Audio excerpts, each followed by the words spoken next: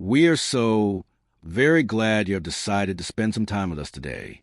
Sometimes, life puts us in situations where we have to choose between standing up for ourselves or keeping the peace for the people we love. This is a story about one of those nights. It was the evening of Sarah's big company party. And from the very beginning, I knew it was never meant to be about me. It was truly all about her. She had been looking forward to this special night for many weeks. For Sarah, this was a very big chance. She wanted to talk with the people she works with every single day and meet the leaders at her marketing company who make the big decisions. She worked so hard, and she deserved to have her moment in the sun. My job that night was very simple, and I was happy to do it. I wanted to be the kind, caring, and supportive husband who stood by her side. I did not have any desire to be the center of attention or the loudest person in the room. I truly wanted her to be the star and to shine as brightly as she could. Before we left, I put on a nice suit that fit me well. As I looked in the mirror, I felt a quiet sense of peace. I was ready to step back and let her enjoy her time in the bright spotlight. I was proud of her, and I wanted her to feel that pride coming from me all night long. When we first walked into the big room where the party was being held, the energy was very high. The sound of happy music was mixing with the cheerful sounds of people laughing and talking. It felt like a real celebration. Sarah's face lit up with a big, beautiful smile the moment she saw people she knew. She was so excited to be there. As we moved through the crowded room, she introduced me to her coworkers. For the most part, the people were very sweet and kind. They gave me friendly handshakes, looked me in the eye, and talked about small, nice things like the food or the music. It felt like a wonderful evening was ahead of us. But then, a man named Daniel appeared. He was very tall and seemed very sure of himself, but not in a way that felt kind. He had a little mean smile on his face that made him look like he thought he was the most important person in the whole room. When he reached out to shake my hand, he squeezed it very hard. It was not a friendly greeting. It felt like he was trying to prove something to me, almost like a challenge. He asked if I was Sarah's husband, but he said it with a tone that made me feel like I didn't really belong in a place like that. I stayed very calm, took a deep breath, and told him he was right. He looked me up and down with a smirk. Then he said it must be nice for me to not have to worry about working hard while my wife was out there trying to be successful. It was a very mean thing to say to a stranger. I could feel Sarah getting very upset and tense next to me. I chose not to say anything back to him right then.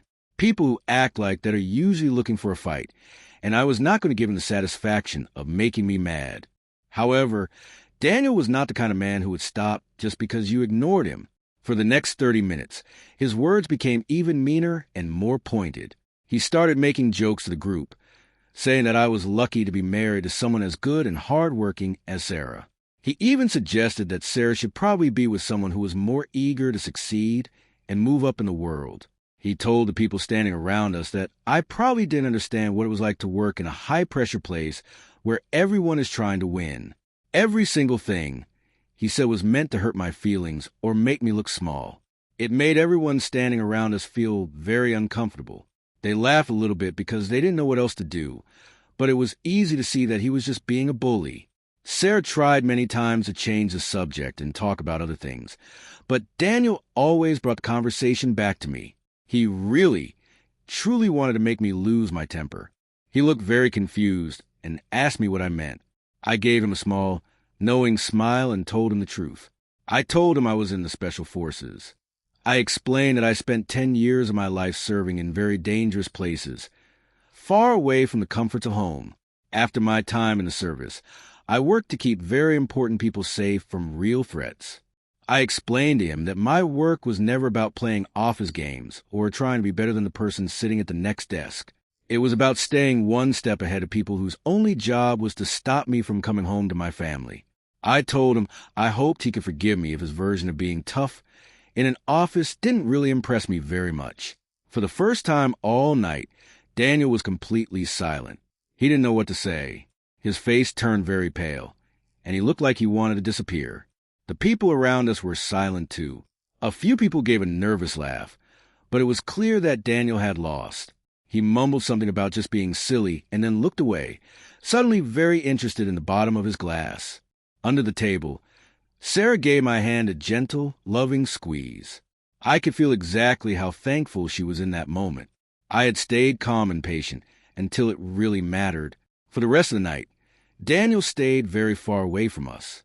When we did happen to see him in the hallway, he wasn't acting like a big shot anymore. He was very polite and spoke with a lot of respect. The other people who saw what happened were very curious. They asked me kind questions about my old job and the places I had seen. I was nice to them because I wasn't there to show off or act better than anyone. I only wanted to remind one man that you should never judge a book by its cover. Later, as we walked to our car, Sarah laughed a little bit. She teased me and said I didn't have to tell him everything. I smiled at her and said I only told him enough to help him understand. As we drove home, I thought about how quickly people judge others. Daniel thought I was just an ordinary guy he could pick on, never realizing that the strongest people don't need to tell the world who they are. They just know it in their hearts. I am happy he learned that lesson. Now, when I go to work events with Sarah, Daniel is always very nice. He is very careful and stays a respectful distance away. I don't feel any bad feelings toward him, but I am very sure he will never forget the night he realized he made a very big mistake about who I really am. Please subscribe to my channel and support me. Thank you.